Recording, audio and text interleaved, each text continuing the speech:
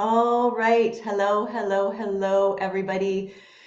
It looks like we are live, and I'm going to take just a moment to let folks filter in and take a second to introduce myself and tell you a little bit more about what we're talking about today. So, I'm Emma Luzzi, and if we haven't met yet, I help you create the skills, the strategies, and the systems that you need as a major gift fundraiser to hit your ambitious campaign goals. So my topic for you today is that we are going to be talking all about how to make it easy for your donors to say yes. And we're going to talk about how to craft an irresistible offer in your major gift fundraising, because having a good offer is at the heart of everything that you do. So if you're just joining us, welcome, welcome. Come on in. And what I want you to do is to let me know in the comments where you are joining me from. So where in the country, in the world you're joining me from. One of the most fun things about these live sessions is this an opportunity for us to interact together. So throughout this session, I'm going to be asking you questions. I'm going to be asking you to weigh in. So to start us off, I'd really love to hear from you. Who are you and where are you joining us from?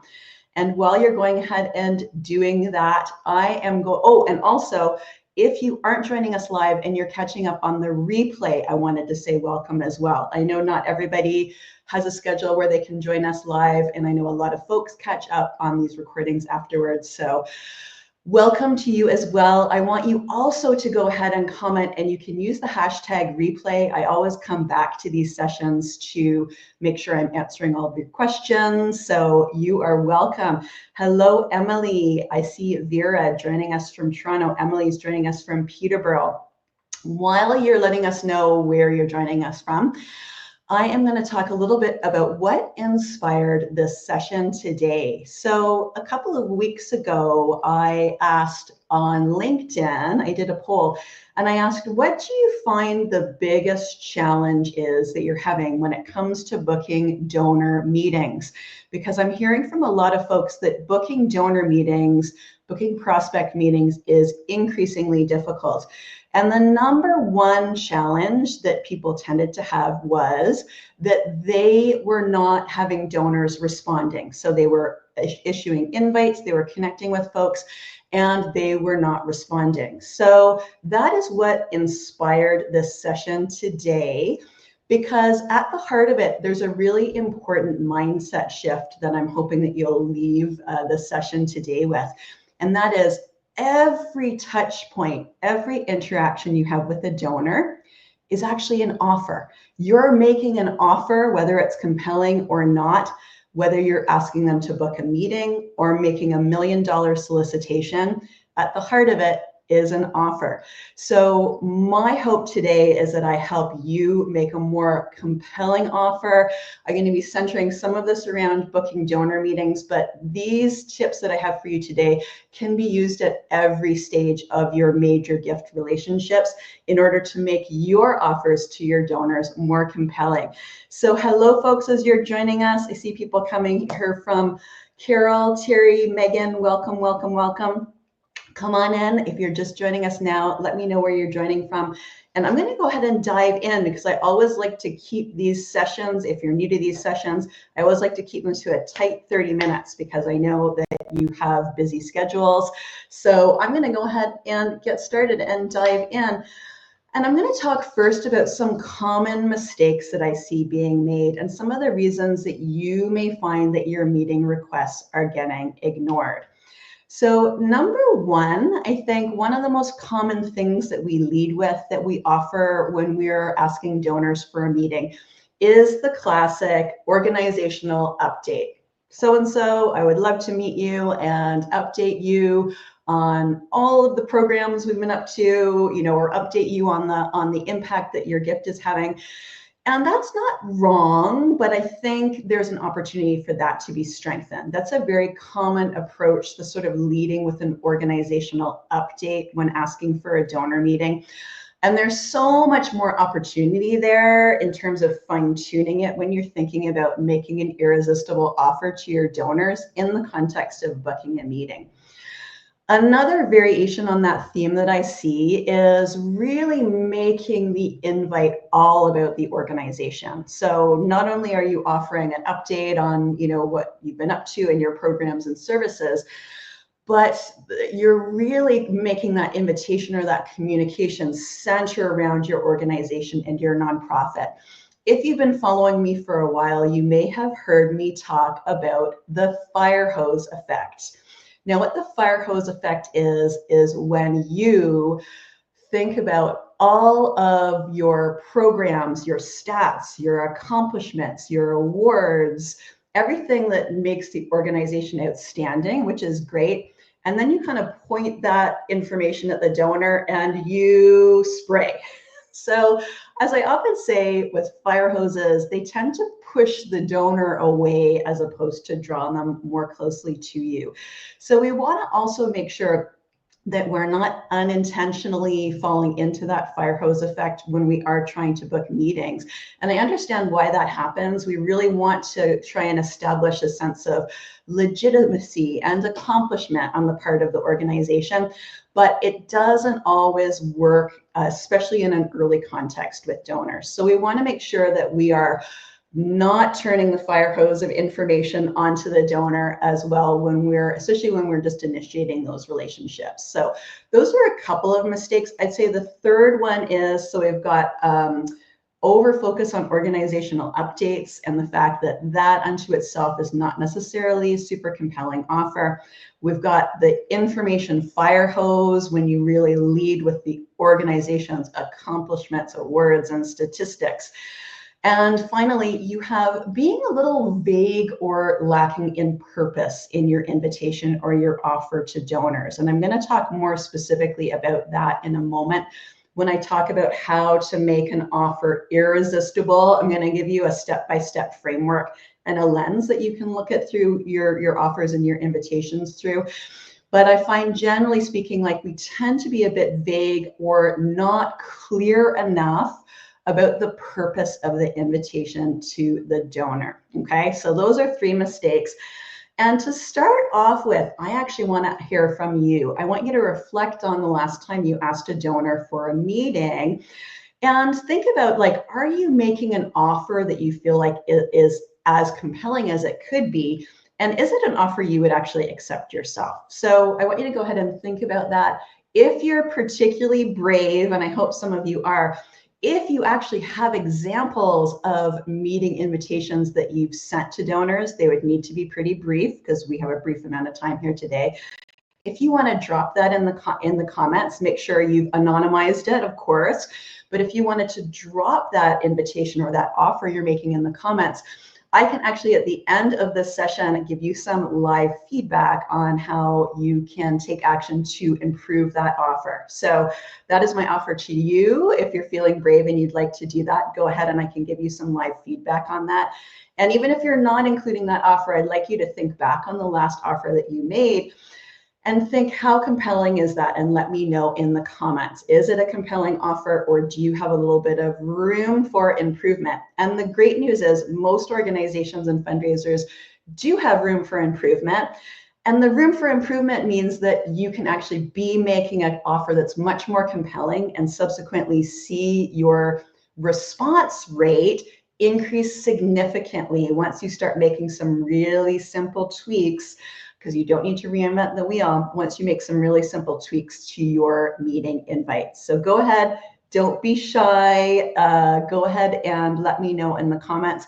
And if you want feedback on one of your offers, again, just a brief one, because we only have a brief amount of time together.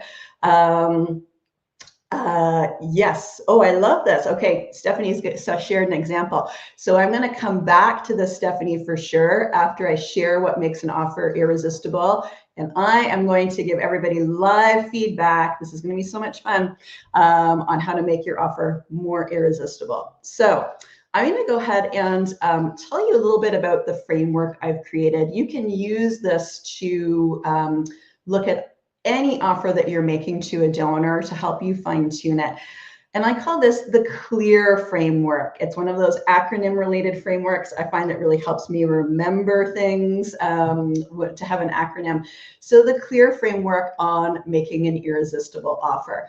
And the first C in CLEAR is actually just that, clear. Your offer needs to be clear. You need to have absolute clarity in terms of what you're asking the donor for.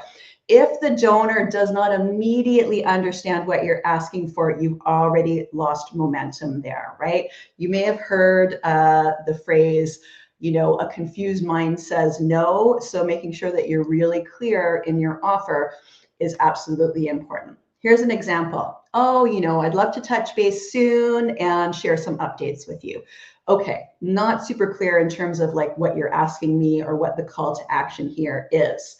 So to be more clear, you might say something here like, we'd love to book a 30-minute conversation over coffee with you to share with you how your support of XYZ, has helped us, and as well get your feedback on helping us shape what's next, right? So very specific there, the difference between those. There's a couple, but in this example, it's really clear what you're asking for, right?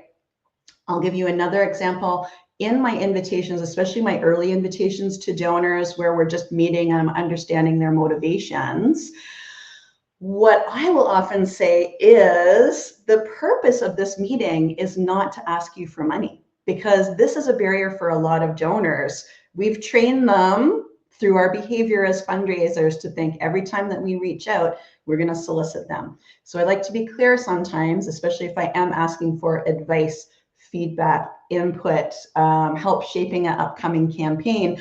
I like to be really clear. We're not yet at the stage where we're going to be asking you for financial support. This is what we're asking for instead. So I'm curious if a lot of you do that as well, but I will often put that up front. Similarly, if I am coming for a solicitation, I will also make sure that is clear as well. I never like donors to be unclear about the purpose of my meeting with them. So making sure that you're clear, clarity builds confidence, and it also helps donors say yes. I have a bonus tip for you here, and that is if you are making your offer by email, what I often see is that fundraisers try and explain too much in email. There are too many words in the email. We try and give all the background and the briefing and the reason, as well as the call to action. And if you're making the offer by email, I would say that briefer is better. Briefer is better. In fact, there's a lot of research out there that says that you are most likely to get a response to emails that are anywhere between 50 and 125 words. So we're often overcrowding our emails and trying to give a lot of backstory and trying to make a pitch, as well as trying to include our call to action.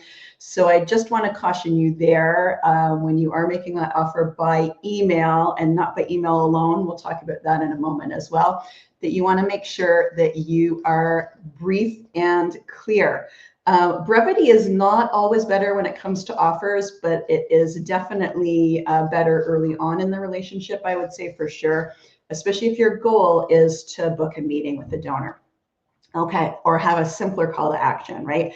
Where you may see things not need to be so brief if you've moved to a solicitation stage and are making an offer for a significant multi, 6 or 7 figure gift. You might see brevity then is not necessarily a virtue, or sometimes it is, because at one point I was challenged to put together a proposal for a multi 6-figure gift in 1 page. So again, this actually connects to the next important factor of your offer, which is understanding your donor and their values and interests, right? So to use that previous example, we don't know what we don't know about our donors. Some donors may in fact like a 1-page proposal for their multi 6-figure gift. Some may want a little more background information. So understanding your donor and being able to directly link your offer to their values and interests is crucial. This is not always easy to do at the beginning when you're just getting to know your donors. But as you get to know them, making sure that you're linking your offer to their values and interests is absolutely crucial, right? So I mean, you've heard me talk about this before, I think, if you have been following me for a little bit, is understanding the donors' values and motivations absolutely is one of the most important things you can do as a major gift fundraiser. It's going to impact you from every stage of your relationship building. It's going to impact all of your offers. So understanding what motivates your donors, understanding their values, understanding their interests, and be able to connect it directly back into your offer is really important. If it's too early to do that, there are lots of other ways to make a compelling offer while you're understanding that. But if you do know, make sure you're including that in every offer, right? So, for example, I know you're interested in X, or you've always shown a deep commitment to education access. So this bursary is designed with donor, with support like that in mind. So linking the offer to the values, super important. David's just sharing, yes, offering the values, connecting the offer to the values, and also making sure we phrase the conversation that they are the hero. Now that's interesting. That's something that has definitely come into question. We can talk about that a little more later, but I think it doesn't necessarily always have to be centering the donor exclusively as the hero. But what I'm starting to think about this is a little more lately is helping them understand the crucial role that they're playing in this important work, right? And that could be as a part of a movement. It could be all sorts of different ways. So understanding what's important to them and connecting their values is absolutely important to making sure you're making a good offer. And for some folks, like the most compelling thing is that they're actually increasingly, I will say, is that they're actually part of a movement for change. I think we're really seeing that lately, given everything that's going on in the world, that major donors are increasingly finding interest in that for sure. So, okay, we've talked a little bit about making sure your offer is clear. Donor knows what you're asking for. Making sure the offer is connected to their values and interests. That's very specific depending on the donor. The third one I have is an interesting one, and I'm going to explain this a little bit more, just so folks are clear about it. But I've called the E in clear is actually exclusive. And when I say that, what I mean is the offer should really feel like an invitation. It should feel tailored. It should feel intentional and not like templated and sent to, like 5,000 different donors. When we're thinking about exclusivity, what I think can be really helpful is thinking about this idea of how can you give the donor the sense that they are seeing behind the scenes, that they are being given access, that they are special. I'll be honest with you, donors like to feel special. Humans all like to feel special. So how does it feel exclusive? I'll give you a really great example of this, which was not major gift related, but I received an invitation from an organization that was for specifically major monthly donors, pardon me. But it was very clear, and I knew I wasn't the only monthly donor, but it was specifically a briefing for their recurring givers. And they wanted to talk at the organization about what's going on in the world right now in terms of, and like what have the latest political developments been. And so it was really interesting. So I didn't end up going, but it really caught my eye. I opened it. It was an offer that intrigued me, even though I didn't take them up on it.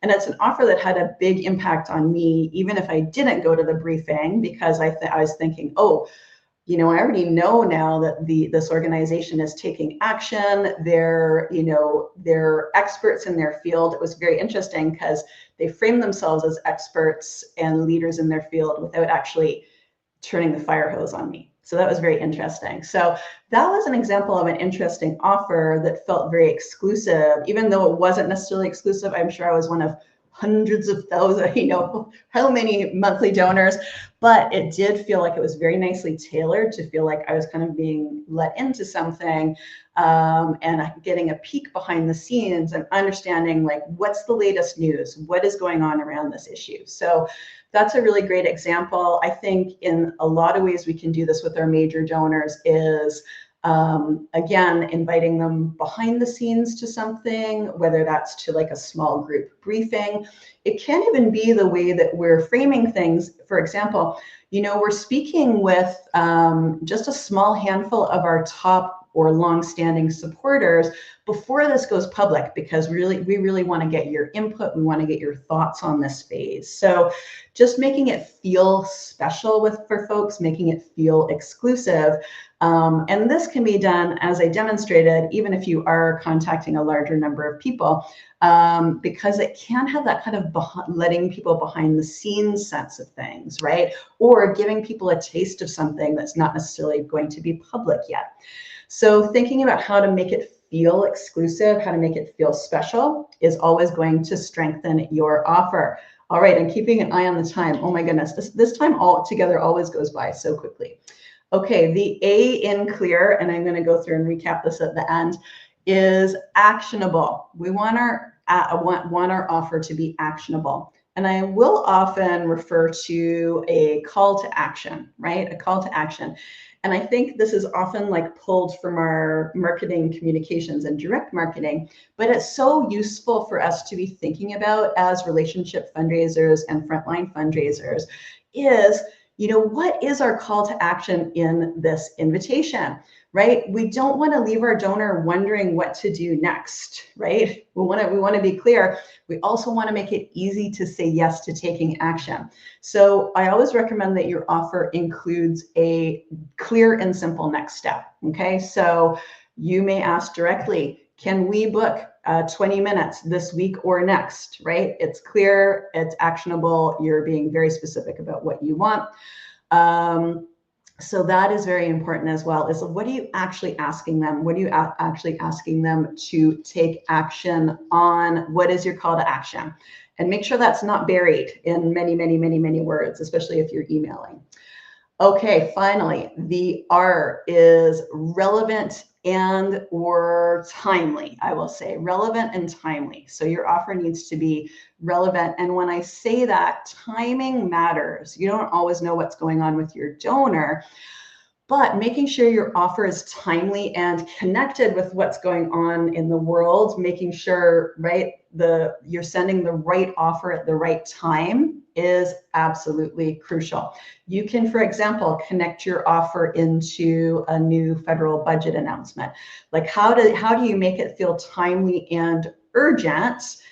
That can really help strengthen your offer as well, right? I'll use the example again of the briefing invitation I got.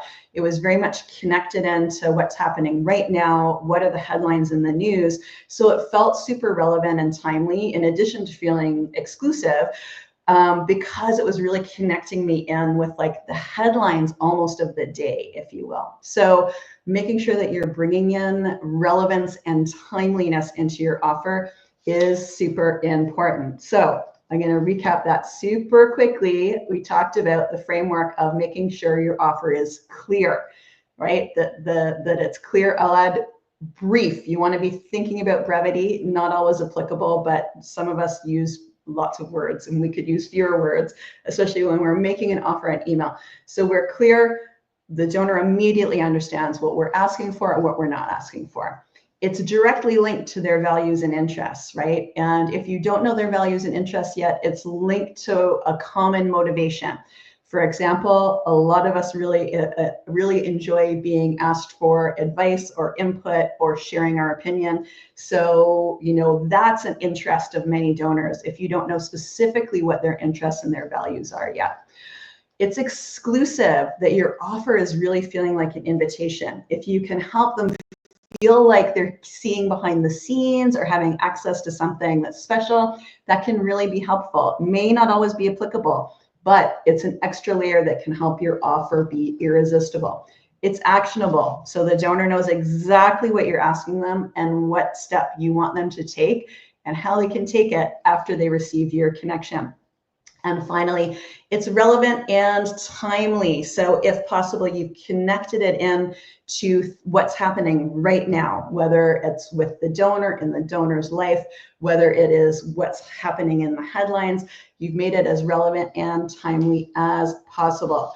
Now, I'm going to go back and have a look at some of your questions and some of your, because I see a few of you have shared emails. I love this. I am going to give you feedback on those emails. I wanted to share some quick final tips with you when you're implementing these ideas. This is just a couple of minutes, but I want you to think about this when you're using this framework to look at your offers, is really to lead with curiosity. I often talk about curiosity as being the number one most important skill that you can cultivate as a major gift fundraiser. And I do think it is a skill, and it's a skill that can be developed and built. So if you are using curiosity and bringing curiosity to the table, you can apply it to your offers. Oh, I wonder how I can actually make this more compelling so I get more responses and I get more yeses. Or even applying it to your conversations with your donors. You know, what are some questions I can ask to really dig deeper around those deeply held motivations and values, and help me better understand the donor and what's really driving their involvement in our organization, right? So leading with curiosity, super, super helpful, and it's a skill you can develop like any other. I also wanted to make sure everybody is mixing up their channels when they're making offers and issuing invitations to donors. I'm seeing a pattern, and that fundraisers tend to be leaning increasingly on email. And email is great, and it's a super useful channel. But subsequently, we also feel like seeing folks moving away from using phone as much. And phone is absolutely a crucial, crucial channel, especially when it comes to frontline fundraising and major gift fundraising. So I really want to encourage you, lead with curiosity with yourself and say, am I sometimes defaulting to making these invites by email when it may actually be more effective for me to reach out by phone, or I want to be actually increasing my phone contact within my follow-up with donors when I'm making an offer, issuing an invitation with them. So that is making sure you're mixing up your channel and not neglecting the phone. And finally, I just want to also make sure when you're making offers and inviting donors to meetings that you're managing your expectations. I find sometimes what happens is we're very hard on ourselves as fundraisers if we're not getting a 100% acceptance rate to our invitations. And I will tell you, after 25 years of major gift fundraising experience, it will never happen. You 100% will not get 100% response from your donors. And just managing your expectations around this and your organization's expectations around this can be really healthy.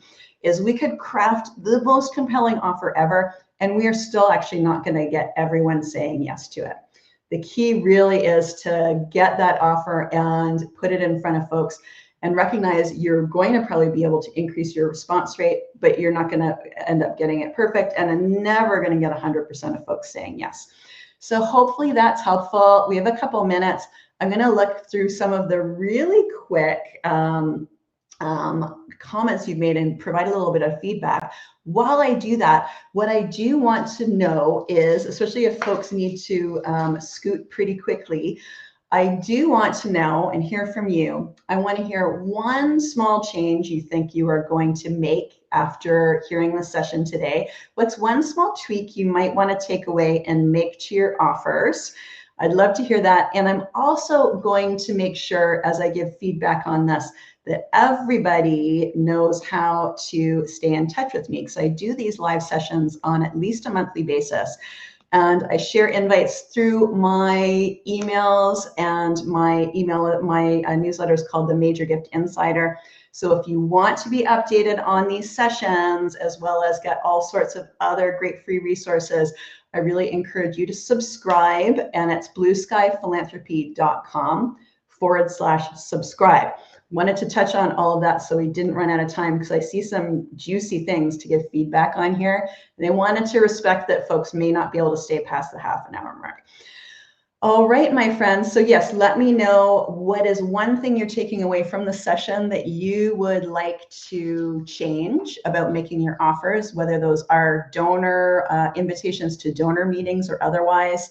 I'd love to hear that. And I'm going to give you some brief feedback on anyone else. Okay, I see an email. Megan, thanks for being brave and sharing your invitation. So I'm not going to read the whole invitation, but I will give you some feedback. Some of this you're already probably seeing from the session in terms of things that you can apply here. So this is an email that is inviting folks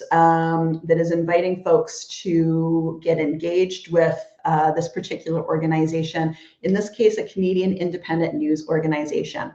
So a couple things here I'm seeing right away is you are leading, and this can be tricky if you're doing totally cold outreach. This can be a little trickier. So I'd encourage you, like if you can find a warmer connection to lead with, that's really helpful. What I'm seeing here is you're leading, it's quite long, and you're leading with the organization and centering the organization up front in terms of explaining what the organization is. So I'd say if you can make this briefer, that can be really helpful. I will also say this is where ChatGPT can be helpful. Again, use it ethically, make sure you're not sharing any confidential information, but helping you make a longer email more brief and impactful, and helping you get to the call to action faster can be helpful.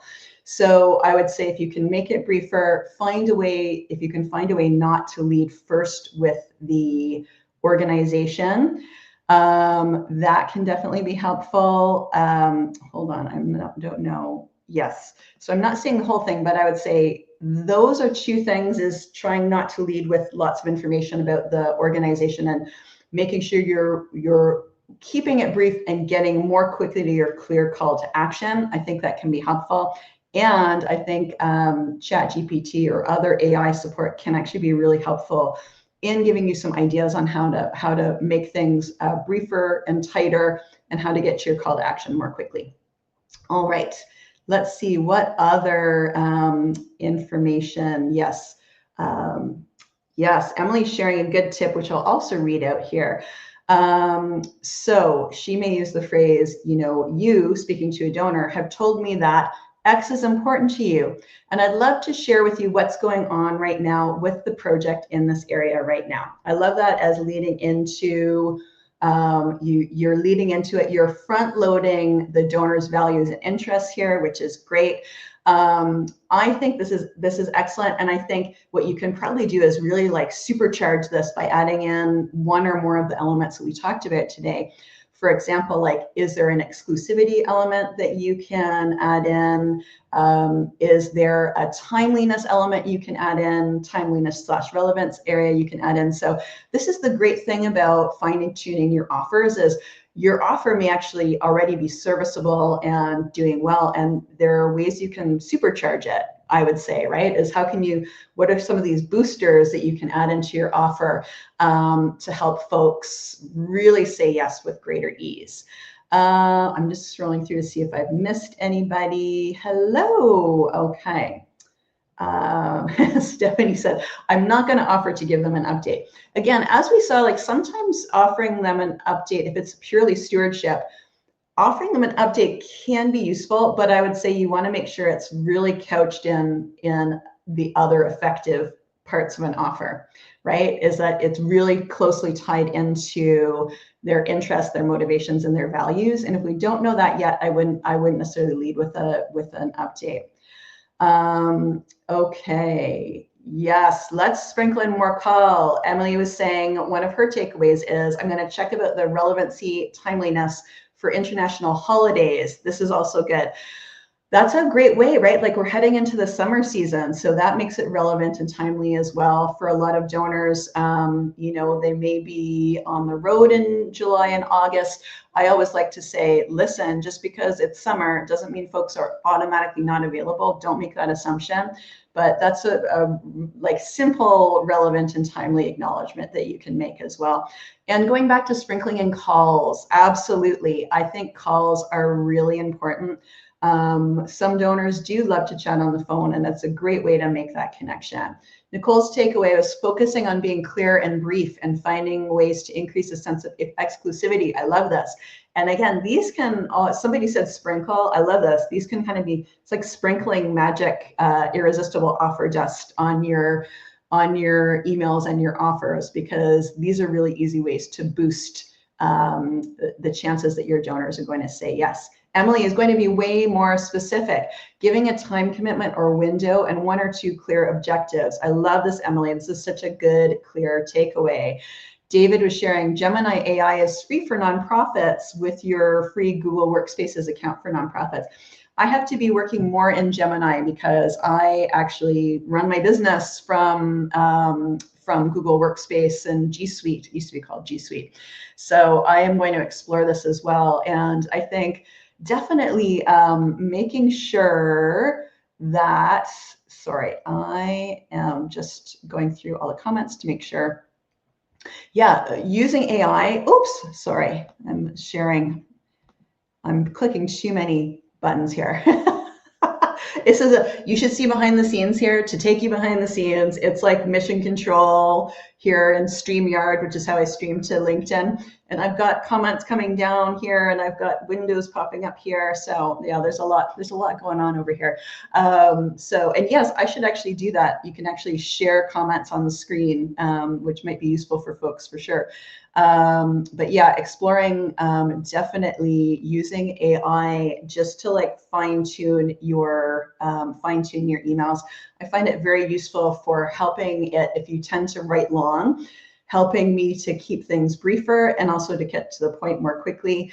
So helping me just fine tune those things are very helpful. Okay, let me make sure I have all of the comments covered, my friends. This has been great.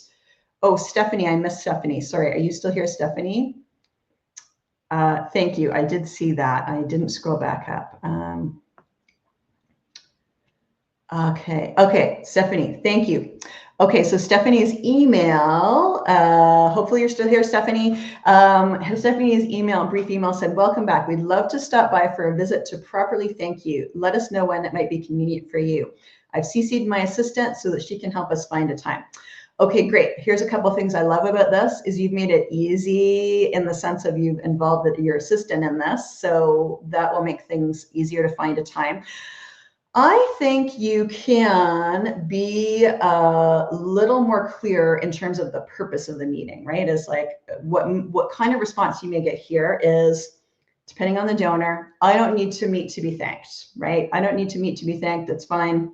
Great. I love supporting you. Don't need to come see me. Don't need to thank me in person. So I would say thinking about how to make the offer like more, I'm thinking of the clear framework. I think there's a few opportunities here. The clarity could be maybe specificity around like time. So maybe you're asking for a 30-minute meeting over coffee. Maybe there's an opportunity here to connect in and link into the values and the motivation of the donor. I love that it's brief. Like this is very short and sweet. So I think you've done a really good job there. But I wonder if there's a chance to plug in and sprinkle a little more of that irresistible offer dust on here, whether that's exclusivity, whether it is connecting this directly back to their values and their interests. It could be, especially if you know what their area of interest is, that could even just be an additional sentence. Being more specific about what you're asking for in terms of time and when, and like if there's more specificity around like, you know, what else do you want to do on the visit versus properly thank you. On stewardship meetings, I actually may talk about sharing some, you know, I may talk about updates. I said, don't just lead with the update, but it may be appropriate to talk about the impact of their gift and all the things that have been happening in the organization and wanting them to be the first to know and wanting to book a brief meeting to make sure that they're up to speed on all of the great things that have been happening thanks to their support. So anything else you could kind of sprinkle in there, I would say, from what we talked about today without making it too long. It can be a bit of a pick off the menu thing, but I think you definitely are doing a great job on a few fronts and can add in some of those boosters to really help you there. So hopefully, Stephanie, you're still here. And sorry, I didn't scroll up high enough to see your email. So all right, my friends, this was a lot of fun, and I hope you will join me next time. If you're not already on my email list, I checked that down. I will add that up again. If you're not already on my email list, make sure you subscribe, and then you'll get invitations to all of these live sessions. where you get a chance to bring all your questions and sometimes even share your work with me here to get live feedback. So hopefully you found this helpful, and look forward to staying in touch. And go out there and make more irresistible offers to your donors, whether it's your meeting invites or you're soliciting $1 million gift. The offer is at the heart of it. So I hope you find this helpful, and I will see you next month, my friends. Thanks for joining us.